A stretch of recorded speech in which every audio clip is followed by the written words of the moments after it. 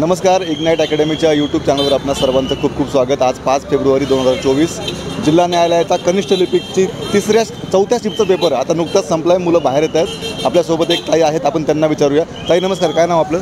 मोनिका देशमुख। बरं मोनिका मॅडम, कसा होता आजचा पेपर? छान होता।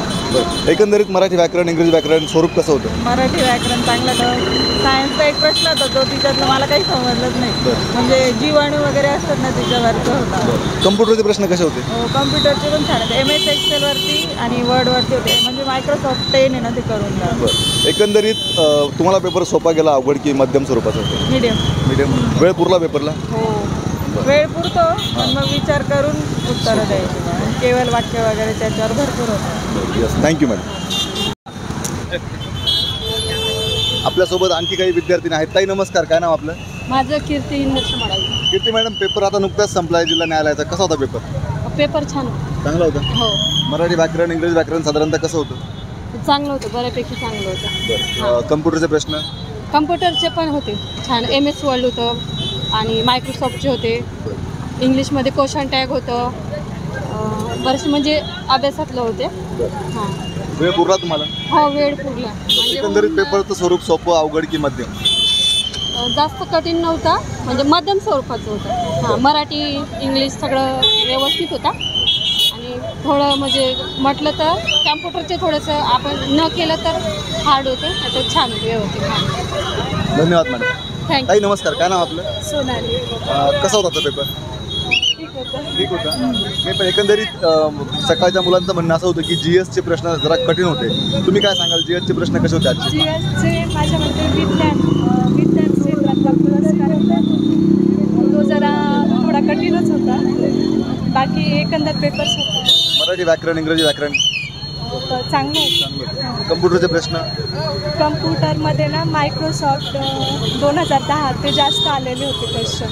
एकंदरीत एका वाक्यात काय सांगाल, पेपर सोपा होता की अवघड की मीडियम होता? मीडियम। वेळ पुरला तुम्हाला? हो, पुरला। धन्यवाद मॅडम। आपल्यासोबत आणखी एक सर आहेत। सर नमस्कार। नमस्कार सर, आपलं पूर्ण नाव सांगा? ज्ञानेश्वर राजाराम पालवी। ज्ञानेश्वर सर, जिल्हा न्यायालयाचा पेपर झाला, काय सांगाल कसा होता आजचा पेपर? पेपर खूप म्हणजे बेसिक होतं।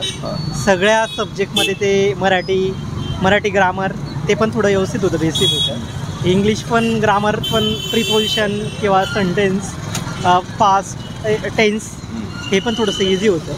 आणि क्वेश्चन टॅगचं पण क्वेश्चन्स होता, तो पण थोडासा व्यवस्थित होता। आणि जी के थोडं त्यांनी पण बेसिकच विचारलं होतं, पण जे क्रीडा वगैरे होते ना ते थोडंसं खूप ओल्ड याच्यात विचारलं होतं। एकंदरीत तुम्हाला GS थोडंसं अवघड वाटलं? GS थोडंसं अवघड वाटलं। आणि एकंदरीत बाकी जो कम्प्युटरचा पार्ट होता तो पण इझी होता।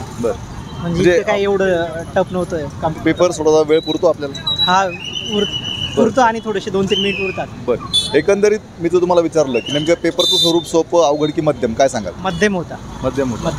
बरं, चल, धन्यवाद सर। थँक्यू। सर, काय नाव आपलं? श्रीराम विठ्ठल दिंदळे। श्रीराम सर, पेपर देऊन आलाय तुम्ही आता, कसा होता आजचा पेपर, काय वाटलं आजच्या पेपरबाबत, काय सांगाल?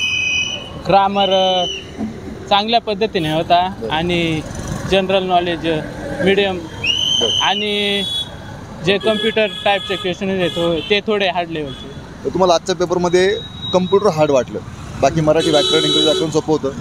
सोपं होतं। GSचे प्रश्न कसे होते? मीडियम।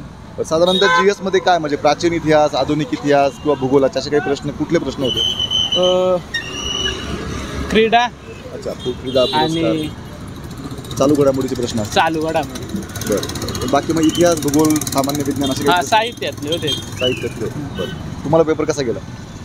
सोपा गेला। एकंदरीत पेपरचं स्वरूप कसं होतं, सोपा अवघड की मध्यम? मध्यम। चला, थँक्यू सर।